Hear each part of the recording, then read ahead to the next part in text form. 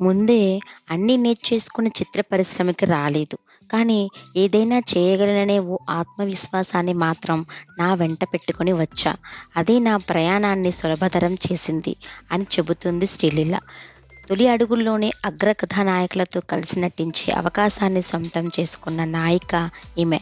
Dance అంటే శ్రీలీల, శ్రీలీల అంటే dance అన్నట్టుగా హీరోలకు ధీటుగా ఆడి పాడుతూ తనదైన ప్రత్యేకతను చాటుతోంది.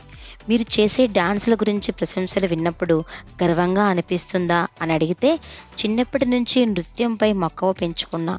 నా ఆసక్తిని, అభిరుచిని మా అమ్మ ప్రోత్సహించారు. ఒక రకంగా డాన్స్ పరంగా ఇప్పుడు నాకొస్తున్న గుర్తింపంతా అమ్మ, నా గురువుల వలనే.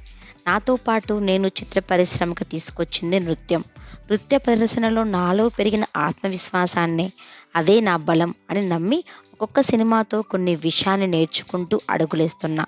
నా నృత్యాల కంటే కూడా హీరోలు ఫైట్స్ కోసం పడే కష్టమే ఎక్కువ. సెట్స్‌లో వాళ్ళ శ్రమ చూసి ఆశ్చర్యపోయా. అప్పుడు వాళ్ళపై మరింత గౌరవం పెరిగిందని చెప్పింది శ్రీలీల.